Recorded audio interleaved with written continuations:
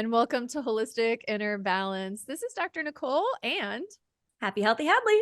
And today we're going to be talking about phototherapy and red light therapy. And I was sort of inspired by this topic because there's some friends of the family that swear by red light therapy. Have you heard of it, Hads? I have heard of it. I haven't done a whole lot with it. But I've heard of it, and I've heard that there's some really, really cool evidence for healing and whatnot, which I'm really excited to get into today. Yeah. And so the question that I had is all red light therapy created equal? What is red light therapy? And it turns out that they're not all the same. And so these family friends are going to a tanning salon and they're laying down in tanning beds that have fluorescent lights that are painted red, and they're calling that red light therapy. Not so And much. so I'm like, I wonder if this is actually creating physiological benefit, because when they emerge, they're like, well-being is enhanced and they feel like more awake and alert and warm and healthy. And so they rave about it. And so the question is it placebo or is it real? What's actually going on? And so we're going to get into all of that and more in today's conversation. Yay, I'm so excited. This is something that I've really heard of it, like, from my dad.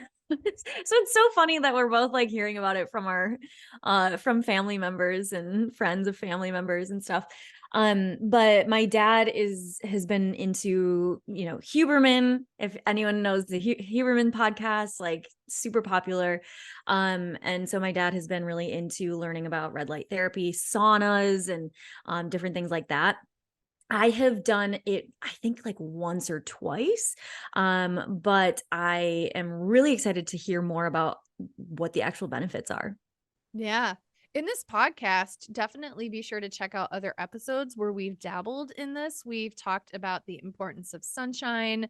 We've talked about using a happy light for seasonal affective disorder. And so today we're going to expand on the whole spectrum, pun intended, of light.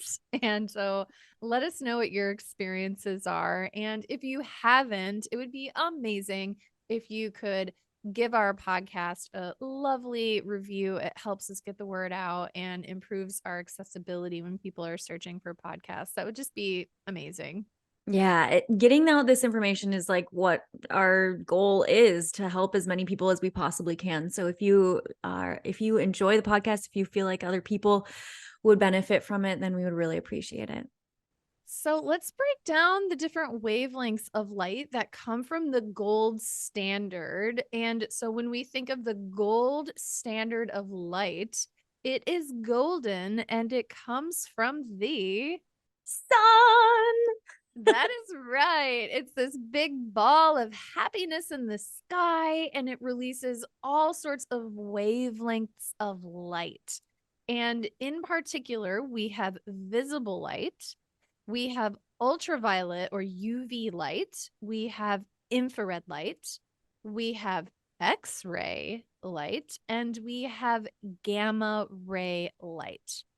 And we're going to kind of dive into some of these different types of light because they affect our mind, our body, and our nervous system differently. Are you ready? I'm so ready. I love talking about light in general because I am such a big, huge proponent for circadian rhythm, like syncing with our circadian rhythms. And so it's something that I talk about a lot with my clients, actually, is like, we need to be getting light on our bare eyeballs in the morning, in midday, and in the evening, so that we can actually sync our bodies with our circadian rhythms. So I'm really excited to learn more about like the different types of light as well. So, we're going to introduce the different types of light by introducing a giant word. And then, because the giant word is so cumbersome to say, we're going to abbreviate it. So, the giant word is photobiomodulation. And Yes. so photo is the light, the photoreceptors in your eye, the light, and the bio is the biology, the body, and then modulation is how it modulates or changes your body. And there is a specific type of phototherapy called photobiomodulation therapy, otherwise known as PBM therapy. So we're going to be starting with that. Are you ready? I'm so ready. PBM. Okay. Get that acronym in our heads. PBM. PBM. And so this is a form of light therapy that is considered sort of the umbrella, and it covers several technologies that use differing forms of wavelengths of light for therapeutic purposes. And so it encompasses other forms of light therapy. So as an umbrella term, when we're referring to that, it's kind of non-specific. And so if you're Googling and wanting to learn more about the PBM therapy, you want to get a little specific and ask the researcher or the person advertising it, like, what are you actually talking about?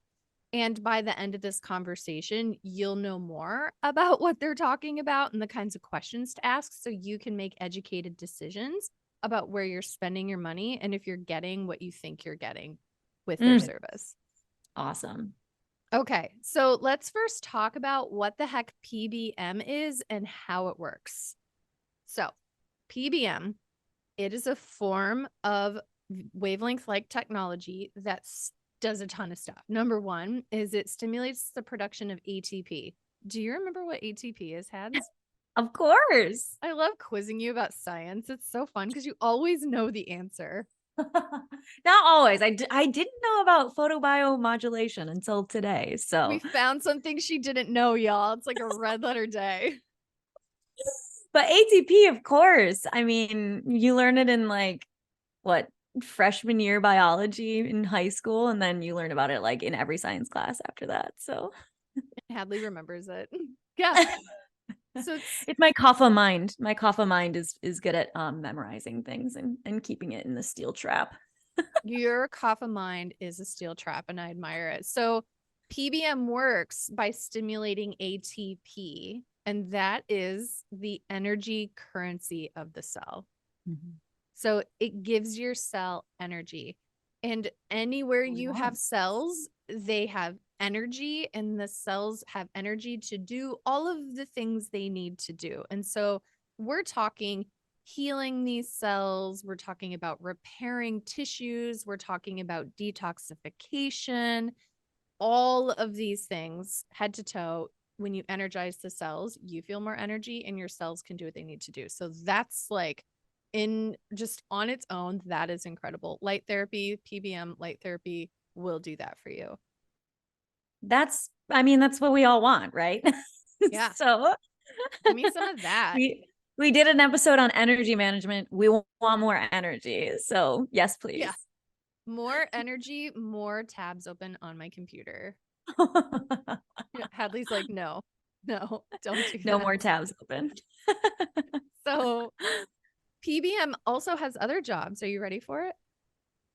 I'm ready. It's thought to work also by reducing inflammation and reducing oxidative stress. This is we really love that. This is we've got lots of that going on in our culture. And this is a mental health and holistic healing podcast. And if we talked about nothing else besides inflammation and oxidative stress, then we could fill hours on the air talking about how to heal from anxiety, depression, the effects of PTSD, all of it. By just, if you make one change in your life, that could be to bring down inflammation. That would be the most bang for your buck. And light therapy can do that. That's pretty awesome. Yeah. So that's kind of the umbrella term, but let's get a little bit more specific. So red light therapy. Do you want to explain a little bit more about people have heard of inflammation. People know what inflammation is. Ooh. Do you want to talk a little bit more about oxidative stress though? Yes. So if you see iron, have you ever like gone out by you guys like live near a lake, right? So if you go to a lake and you see where they have an old dock built, and if they used any sort of metal or iron, you'll see sometimes rust forming. Does that resonate? Oh yeah, totally. Yeah. So that's a process of oxidation. This is the rusting that can happen. And so oxygen, even though it's important, it binds iron. But if you don't have antioxidants to balance that out, the oxidation can cause damage to the cells, just like it can rust the metal on your dock out in the pond. Right. And this is when oxygen molecules are not paired together, right? So they become free radicals when it's just one oxygen molecule. If you've like done a lot of science class, like you know that O2 is what oxygen is. And so when we don't have those paired together and when it's just one oxygen molecule, it can bind to stuff in our cells and create the oxidative stress. Is that correct? Yes, exactly. Oh, I love the level of science you just got into in there. And so if it's unstable and it's circulating around and binding where it's not supposed to and damaging cells, we want to combat that. And so antioxidants are huge for that. Sources of antioxidants are like the brighter the berry, the more antioxidants that it's going to have. The greener the vegetable or the more richly colored vegetables like kale or carrots or collard greens are going to be really rich in antioxidants. Yes, we love antioxidants, which I'm sure listeners have heard of antioxidants. I just don't know if they know why they're important. So they bind to those free radicals, which free radicals are those oxygen cells, or not cells, oxygen molecules that are just like free floating, and it binds to those. And so it gets those out. So it's not creating that oxidative stress. That's brilliant. And phototherapy can do that too. So by Amazing. being exposed to these wavelengths, you can actually get that benefit so long as it actually permeates through the layer of the skin, which we'll get into that detail. Because there's a difference. If there's sun on your car, but you have all of the windows up and you have like a snow suit on and you're covering every part of your body, those wavelengths may not be permeating deep inside as opposed to if you're like basking in the sun, right? Right. There's blocks and we'll get there. And so we have more energy in our cells. We have more healing and repair. We have less inflammation. We have less oxidative stress. We have less damage to cells and tissues. So we have less predisposition to disease, including body pains, chronic diseases that like cancer or fibromyalgia or gastrointestinal symptoms, brain symptoms, Parkinson's, Alzheimer's, forgetfulness, anxiety, all of that, right? Yeah, we want we want to combat all of that stuff. So this is really exciting.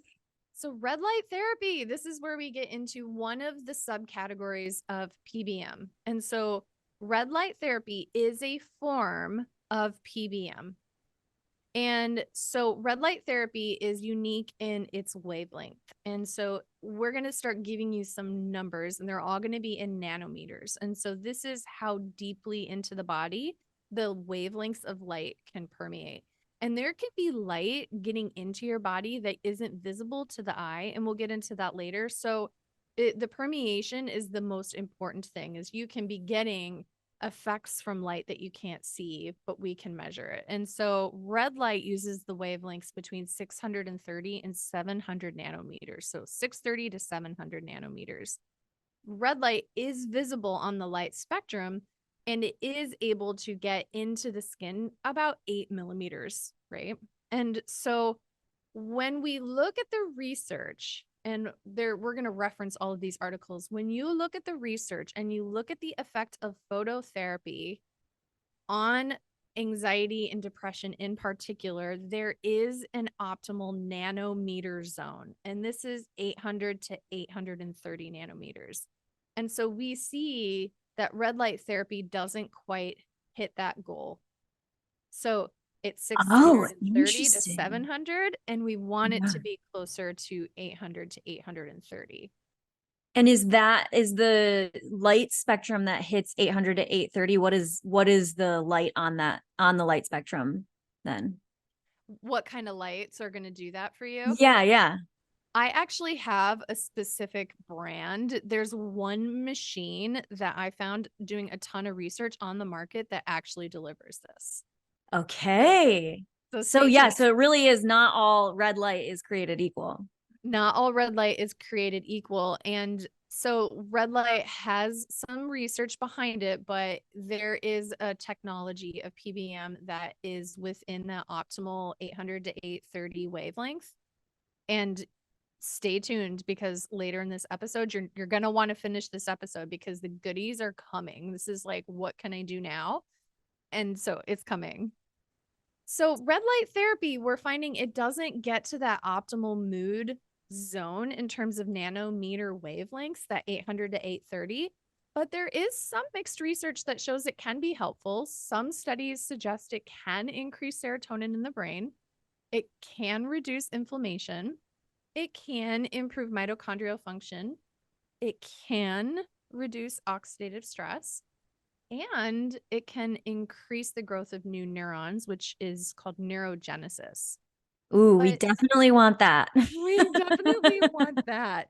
Neuroplasticity, healing the brain, neurogenesis, those are all very good words. And so red light therapy can do that, but you want to make sure that the red light therapy device is going to be within a light spectrum that is therapeutic. And so true red light therapy is going to be 630 to 700 nanometers. That can have some limited benefits, but if you can find a phototherapy that's between 800 and 830, you're going to be even better. But some of this does depend on the individual. So some people, their body can take that 630 to 700 from a red light therapy treatment, and they can have appreciated benefits. But some of us may not.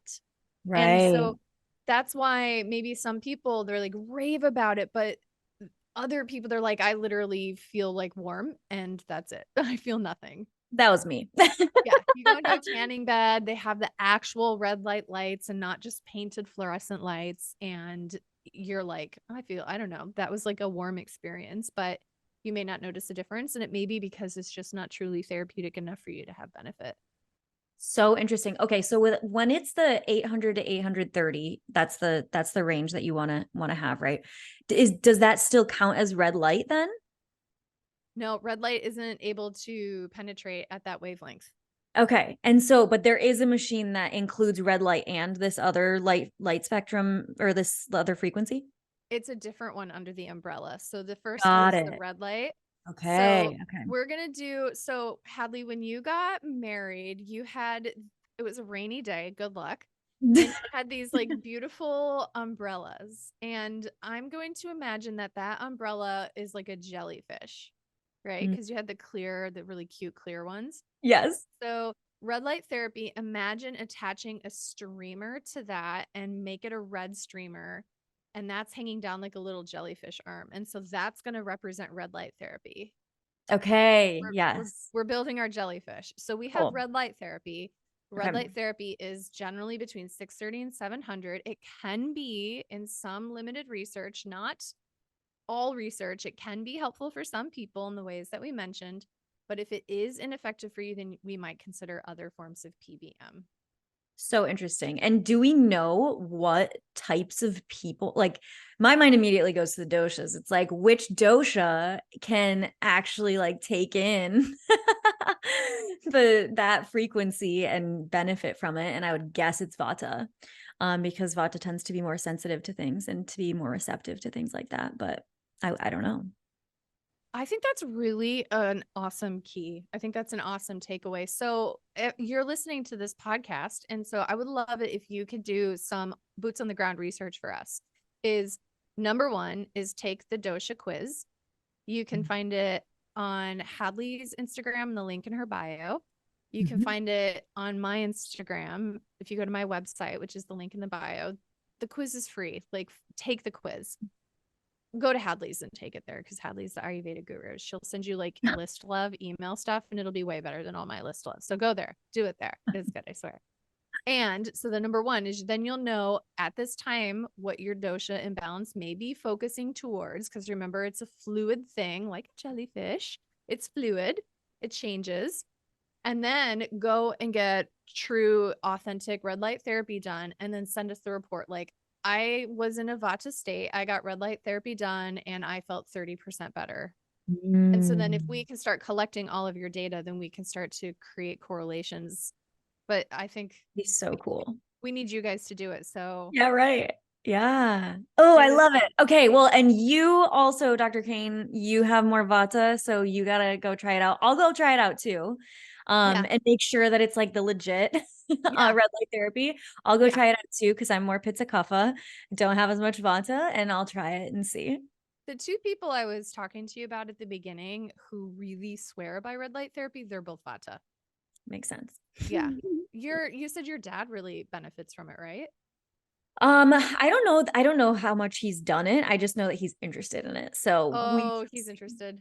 What yeah. is so have him do this. So dad, if you're Okay. listening, this is a call to you. Yes. Please take our quiz, dad, and go do some red light therapy and report back. Yes. He's also pitta Yeah. kapha, so he doesn't have as much vata. So it'll be an interesting Perfect. experiment for sure. All right, we're gonna start collecting data. We'll report back, y'all. So let's add another attachment to our jellyfish, shall we? Let's do it. The next one, I waited y'all till Hadley took a big drink of water. Yeah. Ask you Sorry. a question. I timed that really well. So the next one is near infrared light. And there are different kinds of near infrared light. We're going to abbreviate it NIR when we write our show notes. So it's going to be near light, near infrared light. And so there's mid infrared, near infrared, and far infrared. And near infrared is the only type of light, the only type of infrared light that can actually penetrate the skin. So that's kind of Oh, interesting, right? yeah, interesting. Yeah. What is the how many nanometers or what is the frequency?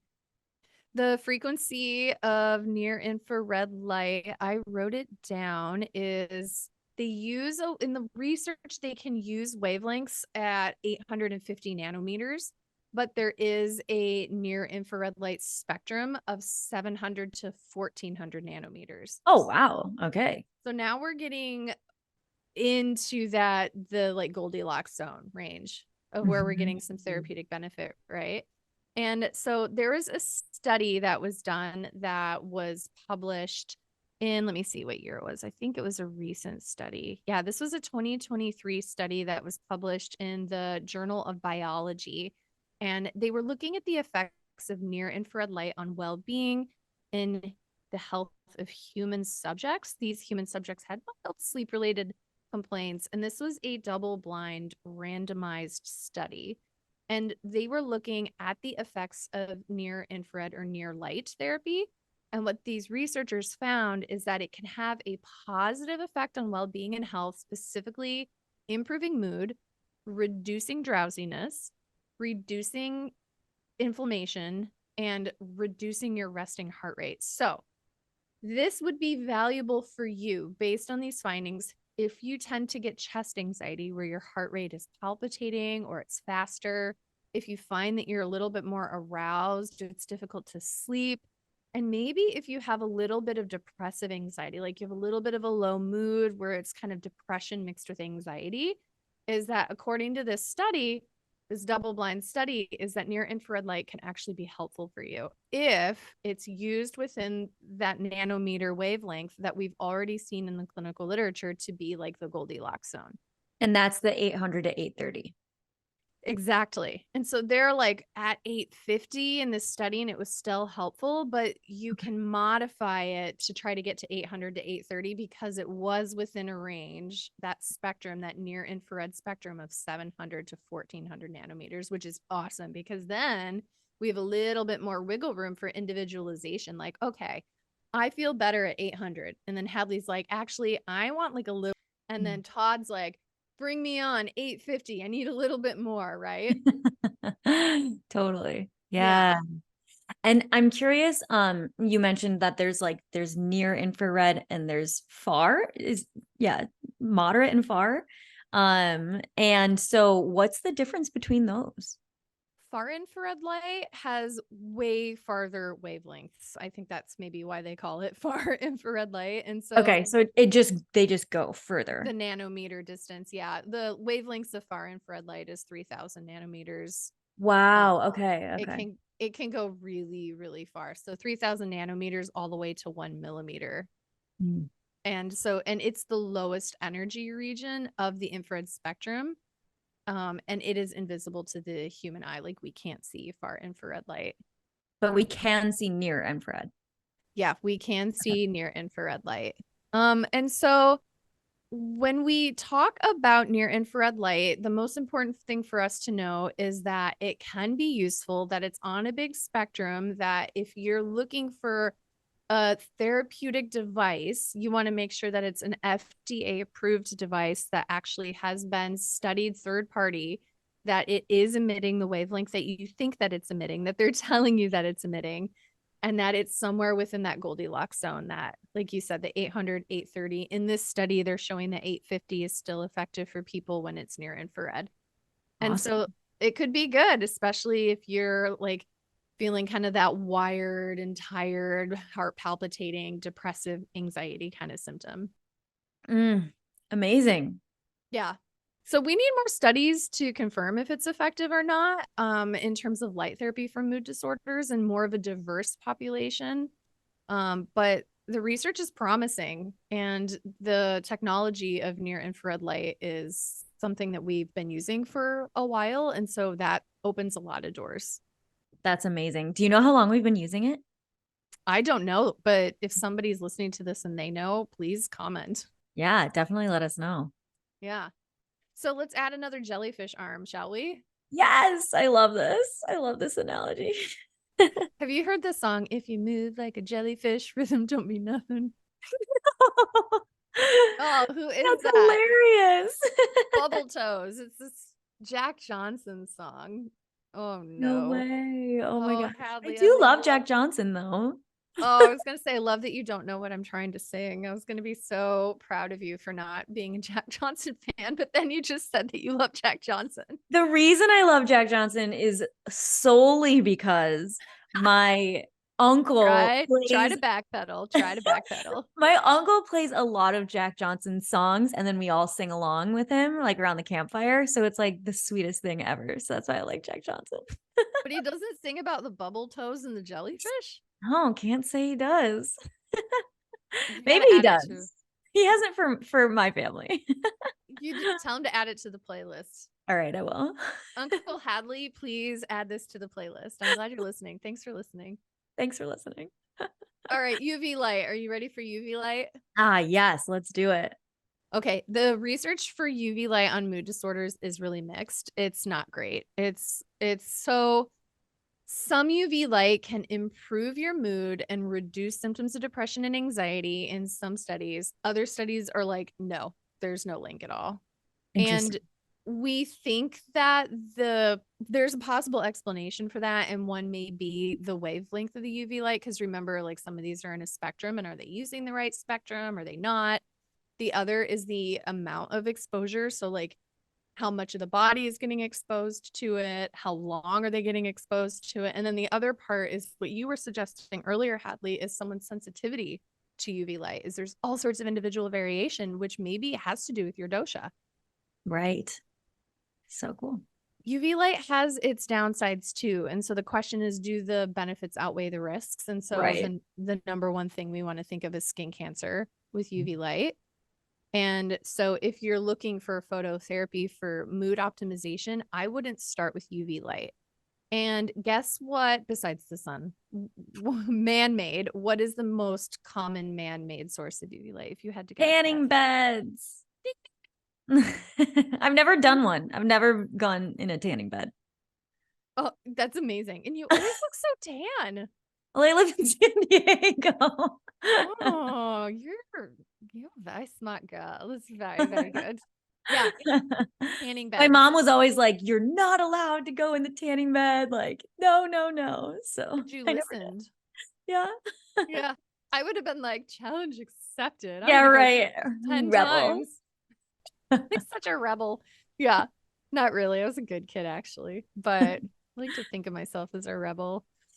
So tanning beds, no bueno, my loves. Like, you may be getting a little bit of phototherapy from a tanning bed, and it may feel warm and it may feel good, but the risks in many cases outweigh the benefits, especially because we have better technology for getting you the benefits without the trade-offs, right?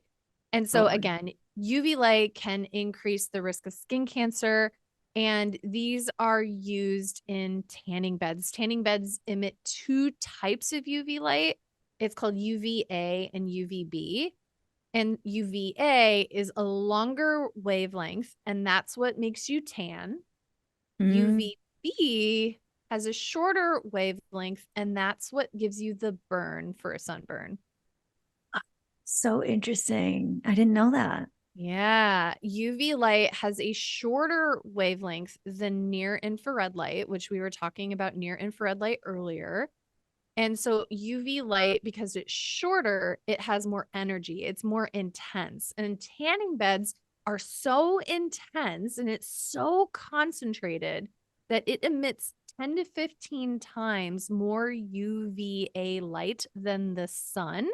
And it only emits a little bit of UVB light, not as much as the sun. So you're getting all of this UVA, and that's why you get super tan and you don't get as burned. But again, you're getting all of the skin cancer risk with it. Okay, so interesting. That's why people don't burn as much in the tanning beds. Okay, got it.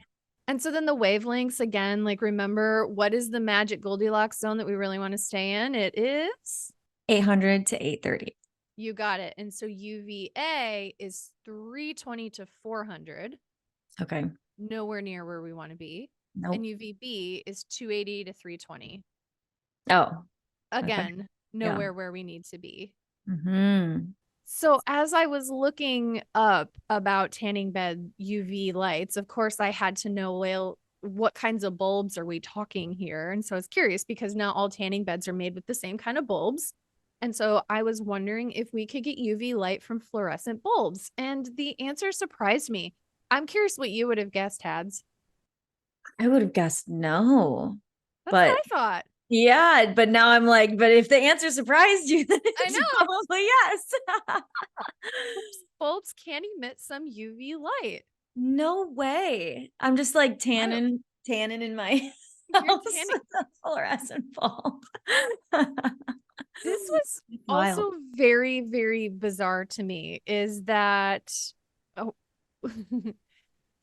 fluorescent lights have been like hated on for so many years, but the research was surprising. So let me tell you what I found. So yes, they can emit some UV light. It's a very small amount of UV light, and here's the air quotes, but it's generally considered to be safe. Yeah, whatever. And they work by sending an electric current through a gas. That gas emits the UV light. The UV light then excites the phosphor coating on the inside of the bulb. And so then you have the bright light from that, right? So what kind of light is released by fluorescent bulbs? They can actually release different types of light wavelengths, which was wild to me. Number one is fluorescent bulbs can release visible light. We know that. And that's about 400 to 700 nanometers. They can also release ultraviolet light. So UV light, 200 to 400 nanometers. And it can release infrared light, 700 to 1,000 nanometers. Oh, interesting. Yeah. So going back to the people I was talking about is, so if you go into red light therapy and you look at the bulbs in the tanning bed and they're fluorescent bulbs that are painted red, what is the most likely type of wavelength being emitted? And that is the wavelength of 630 to 700 nanometers. So that is the same wavelength used in red light therapy devices. And the efficacy, again, of red light therapy is kind of questionable, but some people who are really sensitive to it, even if it's a fluorescent bulb, they can get some therapeutic benefit, which just like blew my mind. I was like, if it's fluorescent, it's got to be garbage. Right. That's not the case. That for some people, the specific type of fluorescent bulb can actually emit a wavelength light that can be helpful for anxiety and depression and things like that. There you go. That's pretty cool. Teach me to judge. Yeah, right. Yeah. But again, it has the UV light, which makes it feel not worth the trade-offs for me. So remember, UV light can be very, very bad. Yes, we do not want the skin cancer. That was why my mom was always like, no to the tanning beds. Your mom, oh, she is so wise and so lovely and so beautiful. You guys are the best parents. I know, they're pretty awesome. Oh, Shout out to you guys if you're listening to shout this. out. We love you. Yeah. So other jellyfish arm, are you ready for it? We're Okay, almost so done. we have red light therapy, we have Mhm. infrared, near, Uh-huh. far, all the infrareds. We have UV. So those are the 3 arms of the jellyfish so far. Yeah, and you actually always do this, but you think like 3 steps ahead of where I am, and it's really impressive. But the arm that I wanted to expand on, even though you already asked about it, not everyone was as advanced as you were. So can I talk a little bit more about far infrared? Yes, yeah. The research of far infrared for mood disorders is still in its early stages, but the research is really good. And remember, this is like way farther wavelengths than what we're seeing is therapeutic for mood disorders, because that's the 800 to 830, right? Far infrared light goes way farther. So that's more like 3,000 nanometers to 1 millimeter. And it can have other benefits. So I'm going to share 4 main benefits of far infrared. So a lot of people may have heard of like far infrared from like saunas, like a far infrared light sauna, right? And Mm. so what the heck is the deal with this light? What can it do according to the research? Number 1 is improve circulation. We're both nodding and We smiling. definitely want that. There, I definitely there's want this that. I don't know. I always have like cold hands and feet. So let's please Do you improve my really? circulation. Yes. Isn't that surprising? As a Because pitta, you're so pitta. I know. But I've got that kapha. So I need to get things moving along in my body. Otherwise they stay stagnant. And I love the idea of improving my circulation while I can be horizontal. Like, Yeah, please. count me in. That sounds great. I don't have to use my muscles or be vertical in any way. I can lay down in a sauna. Sounds lovely. Sounds lovely. So far infrared light can improve circulation because it can dilate your blood vessels, increase blood flow. More blood vessel dilation with more blood flow means more delivering of oxygen. It also means more delivering of antioxidants, which Hadlee taught us about earlier, which means more flushing healthy deliciousness for your organs, like your liver and your kidneys and your brain, which can improve mood and cognitive function. So that's the function number 1 of far infrared. Number 2, reduced inflammation. Woot woot. We talked about Yes. inflammation. So we love this. It can decrease cytokines. Those are inflammatory cells. Mhm. And that is really cool. And I would love to see if there's research on far infrared and microglia, which is an immune system cell in the brain, Yeah. because Interesting. that would be profound for neurodegenerative disorders, and the implications of that would be interesting. So if you're Yeah. listening to this and you feel like taking that baton and running with the Yeah. research, Let please us let know. us know. That Yeah. sounds great.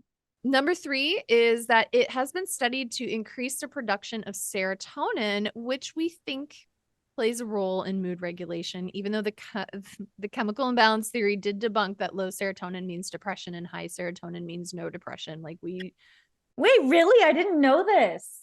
Oh, Hadlee.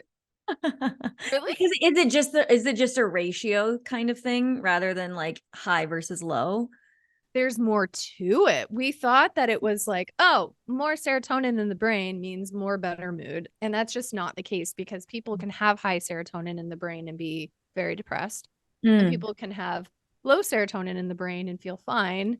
And Dang. medications that are modifying serotonin levels may be doing things other than modifying serotonin to create benefit. Like some Right. antidepressants are actually antioxidants and anti-inflammatories. Right. Oh, yes. Awesome. So interesting. Yeah. Ooh, maybe we should do We a whole should episode definitely on do that. an episode on this. Yeah. I write about it in the Definitely. book. Panic Proof, we Ah, talk about that. There's like a whole yes. chapter. Oh my God. So we like increased serotonin production for some people. That is interesting though, because if you do have a diagnosis of bipolar disorder, using certain types of light and phototherapy can be difficult for your nervous system to balance. It can cause mania. Oh, So before getting a phototherapeutic treatment, then you might want to talk to your doctor just to make sure that it's going to be safe for you. Because I've had patients who have used the happy light or other forms of phototherapy that got anxious or developed mania from that. So wow. a Because of the disclaimer, serotonin boost. we think it's because of the serotonin boost. Wow. Yeah. So interesting. Which is interesting because melatonin and serotonin live on a teeter-totter. So serotonin is a precursor to melatonin. So that means when you have high amounts of melatonin, you have more bioavailability to make serotonin. But if you're using up your serotonin, you're going to have less melatonin. And so they teeter-totter each other. That's So when so you're cool. That's using like circadian rhythm 101, right? It's so amazing. And God. so that's why when we use light therapy, you're shutting down that melatonin pull, you're having more bioavailable serotonin. And so then you can experience anxiety or mania depending on Mhm. whatever your constitution is. Interesting. Yeah. The fourth thing is that far infrared light can reduce stress. We see that it can result in activation of the parasympathetic nervous system. That's like your rest, digest, reproduce system. Oh my gosh. Yes, Yeah. we love that. So we love that. So the big question is, does phototherapy really work? And we think yes, it can Sounds work. like it does. It can be really, really effective. And so when you finish this podcast, I want you as a listener to know a few things. Number one is wavelength matters. So when you're looking at treatments or devices or doctors recommending things, make sure that the wavelength is somewhere within that Goldilocks zone of 800 to 830 nanometers. That is like what we see is the best. Got it? Mm-hmm. So good. Number two is you want to know the power density. We didn't really get into that a lot, but generally speaking, this is the amount of light per unit area, and they measure this in milliwatts per square centimeter. And so the study that was really this like main study that we're talking about here, they studied the most amount of efficacy was when they had a power density in PBMT, that kind of that light therapy, that umbrella, that jellyfish we're talking about, is they found the best results if you're right around the 250 power density. Okay, which is different from the 800 to 830, just to be clear for all the listeners. That's the wavelength. Yep. Mm-hmm. So that's the wavelength, and then this is the power density. Mm-hmm. And Okay. again, that wavelength, that best wavelength we talked about that's going to get you that 800 to 830 is going to be in that near infrared spectrum. Okay. And so I'm curious, you mentioned like a bunch of different things for the far infrared. We just not have enough research to know if that's if that's true for everyone. Yeah. Whereas with near infrared, it's more robust, the research. And I think that yeah, that's a really good question in terms of I think it could just be exclusionary because the researchers in this best study that I found were really focusing on near infrared. And Oh, I okay. think that's because we have really good technology presently for that. Oh, okay. Got it. Got it. Got it. So it's not necessarily that it's not as effective, that far infrared isn't as effective as near infrared. We just have better technology for near infrared. Because the far infrared is like overshooting that 800 to 830. It's Right. like at 3000. So if we can like rein that in and have it not go so far, then does it become near? Yeah, right. That's super interesting. So I'd be curious about that. it might also be the mechanism of action, so they like can both sort of hit you in different ways to get the same result, but the mechanism of action is really well studied for near infrared in terms of improving anxiety and depression at the 800 830. So the And way that do you Mhm. know like what does it look like if you were to go to a like go somewhere and do near infrared? Is it a sauna? Is it like a tanning bed type contraption? Like I don't even know what it would look like. Yeah, I have only seen a small number of gadgets that will actually deliver this sort of energy source at Okay. the right wavelength of 800 to 830 at the right power density that actually has the strength to get to the parts of the brain and nervous system that you want, that 250, and then the enough energy in joules, which is 600 and 120. And that energy density means the total amount of light energy delivered to an area of tissue. And so you want to have enough energy to produce a therapeutic effect, but not so much energy that it's like roasting or damaging the tissues. Right. And so, like, I know that this is getting like a little bit more into physics and I think may be valuable for most of us, but there is one gadget that I found that is FDA approved that seems to satisfy these criteria. And I have like no affiliation with this company. And so just as a disclaimer, like I'm just like researching FDA cleared phototherapeutic devices that's like actually giving you photobiomodulation with the right amount of criteria met. And it's called a Vilite Neurogamma 3. Okay. Well, if the makers of Vilite Neurogamma 3 want to sponsor the podcast, hit us up. Please hit us up. That would be amazing.